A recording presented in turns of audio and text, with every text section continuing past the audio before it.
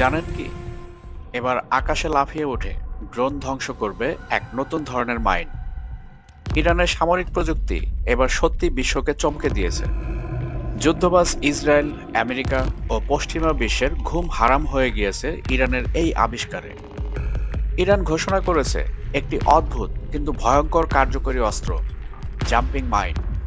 এর নাম জালজালে। এটা সাধারণ ভূমিতে পোতা মাইন নয়। টার্গেট শনাক্ত করলে এটি কয়েকশো মিটার লাফিয়ে উঠে আকাশে বিস্ফোরিত হয়। ডিফেন্স ইন্ডেক্স জানিয়েছে জালজালে আকাশে সর্বোচ্চ ৩৫০ মিটার পর্যন্ত উড়ন্ত টার্গেটকে আঘাত করতে সক্ষম। বিস্ফোরণের সময় তৈরি হয় ৫ মিটার ব্যাসার্ধ, আর ফ্র্যাগমেন্ট ছড়িয়ে যায় ১৫ মিটার পর্যন্ত। নিচু উচ্চতায় ওড়া ড্রোন এবং ধীরগতির হেলিকপ্টারের জন্য এটি মারাত্মক হুমকি। ২০২৪ সালে ইসলামিক রেভলিউশনারি গার্ড কর্পস বা আইআরজিসি প্রথমবার নতুন ধরনের জাম্পিং মাইন প্রদর্শন করেছিল।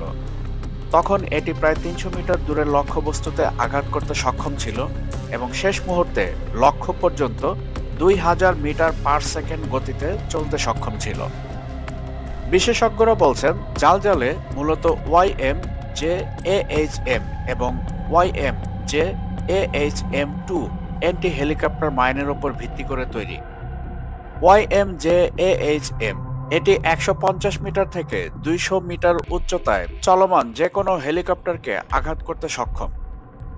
YMJAHM-2 এটি ২৫০ থেকে ৩০০ মিটার উচ্চতায় সক্রিয় হয় এবং ছোট ফ্র্যাগমেন্ট ছড়িয়ে আঘাতের সম্ভাবনা বাড়ায়। এবার চলুন দেখি জালজালে কিভাবে কাজ করে তা একটু সংক্ষেপে জেনে নিই।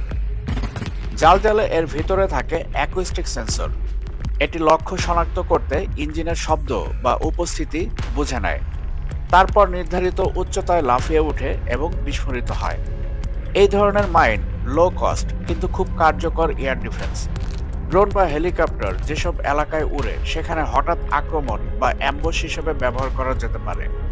এতে সামরিক কার্যক্রমে নতুন চ্যালেঞ্জ তৈরি হয়। এই বছর ইরান আরও চমক দেখিয়েছে। পানির নিচ থেকে ইউএভি লঞ্চ করার প্রযুক্তি চালু করেছে, যা ভবিষ্যতে আনম্যানড এয়ারক্রাফট ক্যারিয়ার ধারণাকে বদলে দিতে পারে। সত্যি বলতে, ড্রোন যুদ্ধের যুগে ইরানের এই জাম্পিং মাইন এক নতুন ধরনের গেম চেঞ্জার প্রযুক্তি। বিশ্ব এখন উন্মুখ হয়ে আছে ইরানের এই জাম্পিং মাইন প্রযুক্তি পাওয়ার জন্য। আর ইউরোপ, আমেরিকা ও ইসরায়েল আছে নতুন সংখ্যায়। তাদের এত বছরের সাজানো গোছানো আক্রমণের প্ল্যান আবার নতুন করে ঢেলে সাজাতে হবে ইরান আক্রমণ করতে।